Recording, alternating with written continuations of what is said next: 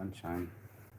It's gonna be Who's okay. ready for the boom, baby, boom? Rise and shine. It's your morning marijuana motivation time. I'm your host with Moses Mark Saint, and every morning I get up and I'm blessed to live my life, and so are you. This morning we're talking about trusting your instincts. Yes, I've got a vision. I got a vision from a goddess. I got some reflection on some things that I've been thinking, and nothing's better than bouncing ideas and thoughts off of people and situations so that way you could have more clarity. And if anything, that's what our instincts are teaching us. We might not listen.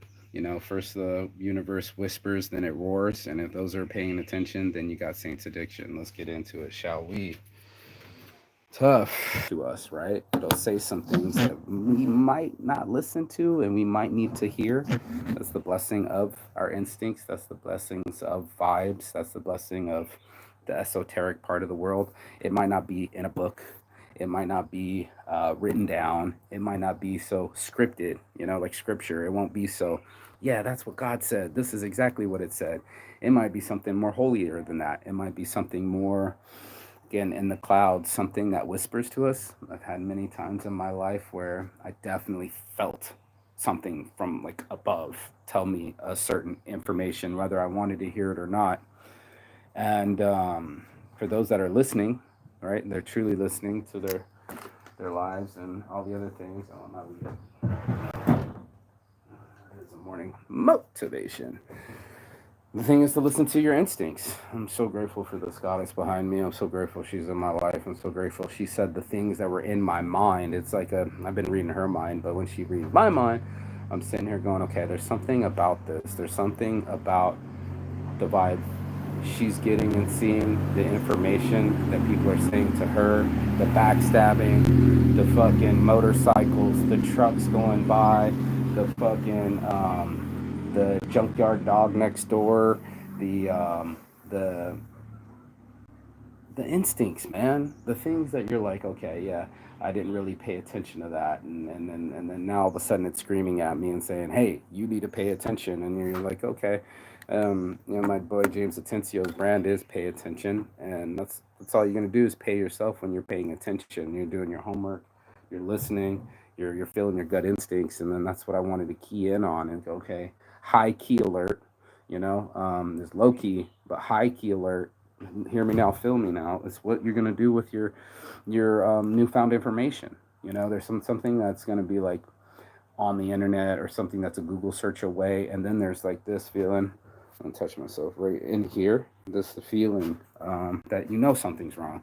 I mean, the dude's been ignoring me for about 2 months now. I look across and there's just nothing. They chopped down all the trees, everything. They're in my backyard when I'm naked. They're trying to fix the roof right now, and all the junk just keeps going further and further my side. I wish there was a wall between us, but they chopped everything but the tree. All these trees were felled down here, and it's just all instincts. Just like maybe it's the monkeys coming in there several times. Maybe it's the termites where I was putting the light over at the other bungalow. I'm never over there with the light, and I saw millions of little termite bodies. And maybe it's the information I get from my friends, where 8 people in a row, 10 people in a row go, "Don't do business with this guy. Don't do business in Thailand. Don't. There's nothing you could do about it, Mark. You don't understand." And my friend's shaking me, literally going like, "If I could touch you and give you all the stories that I've experienced, you would know that this is the truth." And part of it, especially if you have business instincts, part of it is you take your heart out of it. You get to the brass. What are the facts, man? Just the facts. And reason stuff has been in my stomach the whole time. I get up every morning. I go, do I pour more energy into these bungalows, or they're just going to use my energy? And once I fix them up and put my money into them, they're going to kick me off the island and figure out a way to swing dangle it and fang dangle it away from me, or it'll never really be mine. And as much as I love this place and love the design, the reality, which is business, the reality is that my instincts have been telling me this isn't the right way to go. Otherwise, I would have already done it. I would have just started the magazine. I would have just made it happen. And when you do these kind of things, you go like, okay, where does my energy go? Where do I flow? When you're raising and rising every morning, what are you going to chip and chop? What tree? You get that choice in life, which tree we're going to chop. And turns out we want to build tree houses and put them into the sky and manifest them. I knew I wanted a treehouse so bad, not only for the Oasis property, but on my new property. I thought it'd be cool to have one as well. But with our powers combined, we could live in the treehouse. We can put beds into the trees. We can put hot tubs into the trees. We can put dreams into the trees. And that's what it is. Maybe it isn't your job to complete someone else's dream. Maybe it isn't your job to finish someone else's mess. They allowed to say people go, not my circus, not my monkeys, and it's something that you have to withdraw yourself from. I've been staying quiet on the top of the hill, staying from the drama. Nobody wants to talk to me. That's fine. But go to the next person. They don't want to finish the rooftop. It's still exposed. You know, already paid the bills 5 years ago. They're still asking for bill money. They're still talking shit behind my back. They're inviting me for dinners and then saying I'm eating all their food, or I'm being rude by walking around topless even though it's fucking 95 degrees out and I'm sweating just having this conversation, let alone walking, jogging, or playing frisbee. There's so many innuendos when you're in different cultures and different places, and that's why it becomes a gut instinct thing. I think about your boy, not Thomas Edison, uh, Jefferson, Thomas Jefferson, the one of the first founding fathers. When he went into France and Paris, and he was trying to get some money from the French government to finance the war, they literally there were like two envoys. There was a diplomat that went and got all dressed up, super flary, fancy, the top materials of France, and he went as himself with a buckskin hat, and he was the rave of every party. He was the different guy. He wasn't the guy that was trying to mimic everything else that was going on and their culture. He brought his culture to their culture and shared himself as he actually is. And that's what's so cool. Is like when you pay attention to your instincts, you're representing your true self. You're showing yourself in a real light versus this fake light where, hey, look at me, I got this new suit on, and I paid all the money, and it's the highest of fashion, it's the best of material. But your insides are telling you that this person isn't always this shiny. And the person with the buckskin hat, the guy that had a raccoon tail hanging around, is actually who he says he is. And that's what you really want to know. It's like the information that you're getting is real to you. Are you realizing it? Or are you just going to ignore it and keep going and let red flags slap you upside the face left, right, and straight, and then get pissed later that you didn't pay attention to it? Follow your instincts. Listen to other people. Don't be so naive. Open your ears, open your eyes, see the world through a different lens. Take off the rose tinted glasses, put on some contacts, and actually focus on things that you really want to see. And that's what's been really eye opening for me this morning. It's just like such a relief. I feel such a relief and blessing, not only for love and life, but it's wife and info. It's so real, it's surreal and so real at the same time, that that there's this information out there that you've been chewing on. Your answer you've been chewing on. I said this when I was a kid.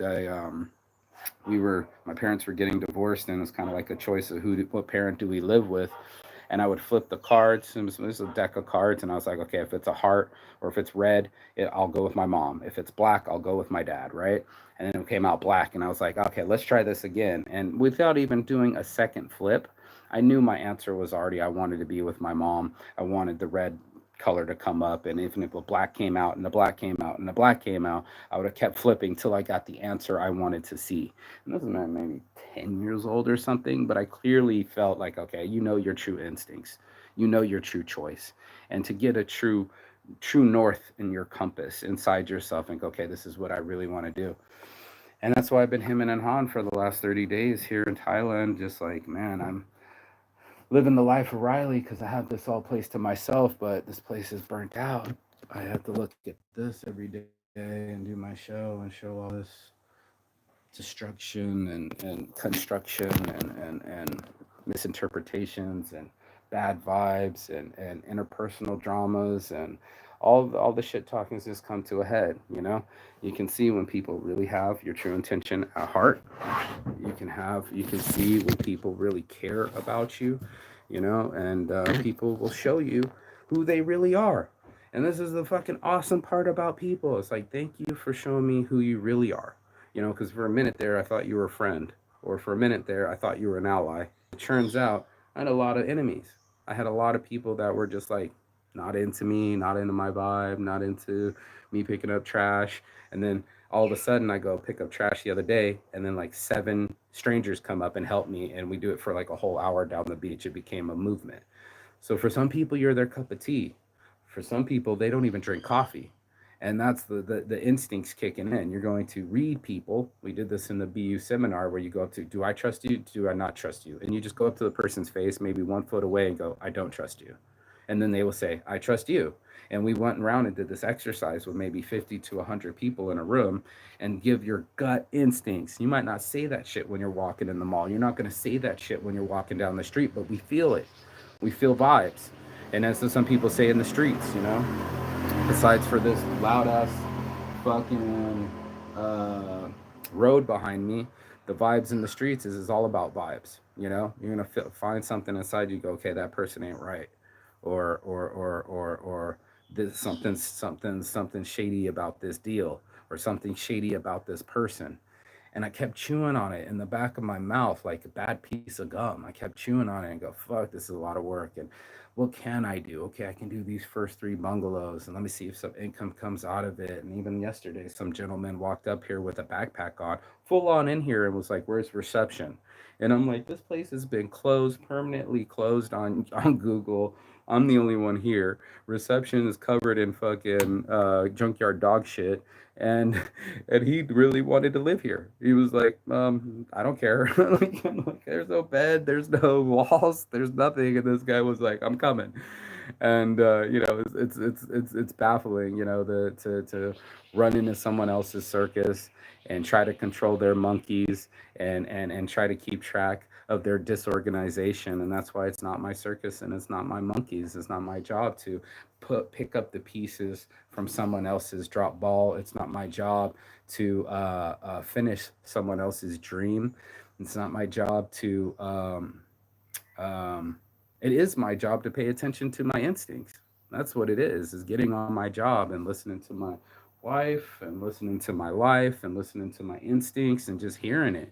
And sometimes you need that. I always thought it was shocking. It was like used to be a rebuttal you would get over in sales, car sales, and they would say, I got to ask my wife. And they would be like, aren't you not the man of your relationship? And it was just like, I probably need to talk to the left hemisphere of my brain.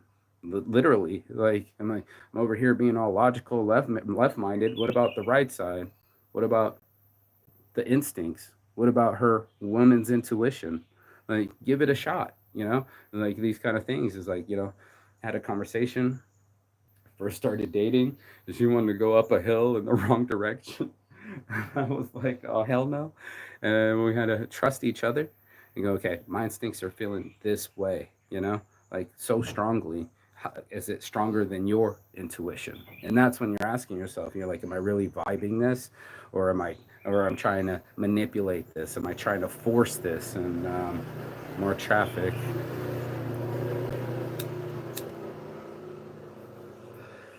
And there's no force in love. If you love what you do and you love the people that you with, you have love in your heart, you're not forcing things. You don't have to force somebody to have sex with you. You don't have to force a business deal to go through. You don't have to force shit in this life. The only thing you have to do is use your force. And they say, use the force, Luke. They always talk about this esoteric feeling of I have an inner power. And if I'm paying attention to that inner power, then I become powerful. If I always ignore my instincts, if I always capitulate and do things against my will, I'm self sabotaging. That's what it feels a lot like. I'm directly involved in the decisions I'm making. And if I don't make the right decision, I pay the consequence. And not just in money and not just in time, but like body, soul, and mind. You know, do I want to spend the next 2, 3 years, seasons here building another person's dream only to have it taken away from me? Only for them to already stop talking to me and chop down trees and bring the garbage closer to me? Or do I listen to the love of my life and manifest with her and put hot tubs in tree houses and sleep in the trees amongst the clouds and build something unique, Instagrammable, something that has some curb appeal, something that gets asses in the seats? And that's what's happening up above. Oasis, they have something there. It could just be a regular bungalow, but because they have a tree house, it becomes unique. What sets you apart from the competition? How do you become stand out enough for someone to make a choice with you? And you help them, you nudge them. I mean, that might be marketing, but like free samples of candy or fans blowing out a barbecue place. There's so many ways to entice people to want to stay, spend money with you, do business with you, and give good reviews. And that's what I'm looking at. I'm looking at a situation where my instincts are kicking in, and I got friends that believe in me and throwing me money and want to believe in the dreams I believe in. But it's my point. I'm on point with this. I'm throwing this ball. It's my pigskin. I'm fucking this chicken. And more traffic. It's like having a lawnmower go by every 55 minutes. But anyway, the instincts of it is so tremendous. It's like, I was thinking that. And then someone says it, puts it into form, speaks it into existence, and they're like, shit, writes it down. And it sounds like I got another lawnmower coming. But it's so pivotal. It's the path less chosen by. Jack Frost. I was walking down the road, and the road divided, and I chose the path less traveled by. It was one of the most famous poems of all time. But like, how many of us do that? How many of us just might group think and follow the leader and just walk right into the slaughterhouse and not ever look up, not ever breathe, and not ever refocus their eyes, just cow after cow straight to the slaughterhouse? Or do you go off to the hill and go, you know what? I don't want to be that way anymore. I want to change. And change is the only constant in this whole universe. So the quicker you can embrace and drive change, just like Tony Hsieh's book, I think it's called Leadership. Um, yeah, that's the fastest you can make better decisions. And then you're not on that same road, same track, headed to the slaughterhouse. You're giving yourself an opportunity to look back or look forward and look inside and say, okay, something's telling me to do something else. Something's whispering me to say certain things. Certain things are motivating me to be a certain way. And because it's not definitive, like, oh, I got to be at work at 6 o'clock, or I got to make so much money today for sales, or I'm here to close. We have these definitive markers, but there's these other things like, maybe I shouldn't work here, or maybe I shouldn't date this person, or maybe I should marry this person. You'll have to follow your instincts. And that's just it. There's not going to be a book. Nobody's coming with any, what do they call that? When you got the guidelines or an explanation. Nobody has a warranty in life, right? And no guarantees, no warranties, and no explanation. There's no manual for people. And then you get this feeling. You get a very distinct feeling. It's an overwhelming feeling, but it's real to you, and that's your instincts. And I tell you not to trust someone, or if this is a good decision for you, and guiding you, if you will. Maybe the gods are still capricious. They play with us like little figurines, just like in fuck's the movie called Clash of the Titans. They might give us a helmet, they might give us a sword, they might, you know what I mean, give us a shield and help us and aid us on these journeys. It might feel like we walk it alone, but much like footsteps, we're not walking alone. We got lawnmowers, 17,000 lawnmowers every day coming by. We got lovers every day whispering subtleties and saying how they really feel. And then you bounce it off the universe and go, man, that's how I feel too. That's exactly how I've been feeling. That's exactly what I've been saying to myself. These are these secret thoughts, this candle that floats between the rooms, those dark rooms that we don't really share and we don't really talk about, but we all got something in our closet. I think it's high time we shine some light on it. Put some light into that dark closet and be like, okay, what are the things I'm afraid to talk about? What are the things, emotions that I'm afraid to face or feel? And then also, what's life teaching me? Because there's a lesson in everything. So it's like, why did that happen to me in the past? Oh, so I could have a stable relationship in the future. No, I mean, not that I want to relate over trauma or trauma bond with anybody. This is not the case. Creating a platform of open space that somebody else can tell you about yourself. The emperor is naked, and the emperor was naked this morning, and apparently I was confusing people. But I don't want to be strutting down the street fully naked, thinking I'm wearing clothes. This is a full delusion, and a lot of us will stay delusional. And I'm trying to get people some instincts, some reality, some real saints addiction. This was dichotomy combined, that I could be this perfect human being, but I'm perfectly imperfect. I could be this addict. I could be this other guy. There's Dr. Jekyll, Mr. Hyde in every one of us. So I'm like, which one am I going to turn on? Which one am I going to flame on? Which one is going to talk to me? And for a long time, could have been, uh, which one's, I think it's Jekyll. Yeah, Dr. Jekyll was the mean one, I think, or Mr. Hyde. Yeah, Dr. Jekyll, I think, was the mean one. But let's just go for that 50-50, which one it is. But your bad side, and your horns, and choosing to be abrupt with people, choosing to be rude with people, choosing to just like not be your higher self. And then there'd be other one where you can show up and maybe you put on a good face and maybe you put your best foot forward and maybe people interpret it that way. That would be dope. But I'm talking about this thing right between the solar plexus, this like zone here, this gut instinct right here that tells you to fear or to love or to buy or to sell or to love or not to love.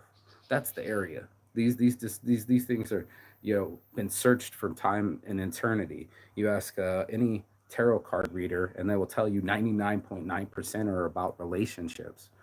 There's no book out there that's going to tell you, yeah, stick with that girl, that she should be your wife and you should have children with her. No manual, no guarantees, dude, no warranty. But you're going to have to make a gut decision. You're going to have to make a decision in your life that's going to require something outside of your realm. And that's what's nice about having a partner and somebody to bounce it around and go, I was thinking the same fucking thing, dude.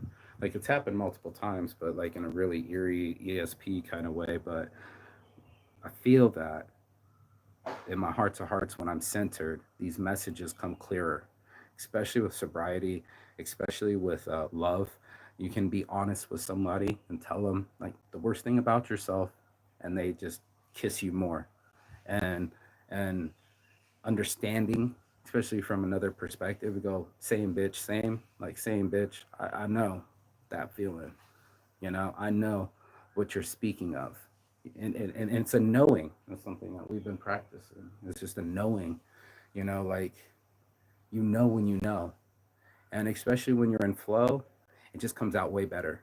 These messages, the instincts become really real. And that's what I'm biting on. If anybody could get it, hear me now, feel me now, feeling your gut instinct and saying, okay, that's my true north. I can hold my heart and find it. I could close my eyes, spin around, and find true north. And then and I already knew. It just helps to hear it from somebody else. We all bounce it off of other people, a sounding board, somebody in your life, somebody your confidant, somebody that you can talk to. We all need somebody. Get yourself a day one. Day one's first, but you bounce these things. You go. I remember this. I'll leave you with this last story. But when I used to drink, there was this guy at this party, and we were all playing poker at my buddy's big ass mansion in Vegas, and his parents were gone or there. They probably partied with us. They were those kind of parents. But anyway, this kid was being extra rude, right? Extra rude. And I asked Zach, my best friend at the time, but Zach, is this dude fucking for real? Like, is it just me, or is this dude like fucking up? And he's like, no, it's not just you. So I was like, all right, bet. So as the night went on, I was like, let's get these guys out of here. Sure as shit, as soon as we left the door, this fucking dude comes over and goes, boom, kicks this big door made of wood. Like these people own Kiss Cabinet Company, so it was the nicest wood, mahogany wood fucking door you ever saw in your life, and he fucking karate kicks it. Of course, as soon as I see it, I open up the door and I blast this fool in the face, and he goes falling down the steps. I swear for God, this is a true story. And then the whole party started to erupt, and it was like a gang of 10 versus our actual party fighting in the front yard, thanks to me. But my point was, it was my instincts and being open enough to ask somebody, is this thing about to happen? Do I, in my interpretation, before everything gets exploded, am I seeing what you're seeing? And that's really really cool. That's really cool because then you get more eyes on it, more hands on it, more brains on it, more concentration to really say, okay, this thing it passes snuff, as we say in America. It passes the snuff test. It's like almost like when you're buying weed, the sniff test. It got to get past some of your instincts first before it takes place, and all of us do it. You might do it just from your burger. You're like, I don't feel like a burger. I feel like a chicken sandwich or something shit like that. It might be something very small and minute. But like I said, the universe whispers.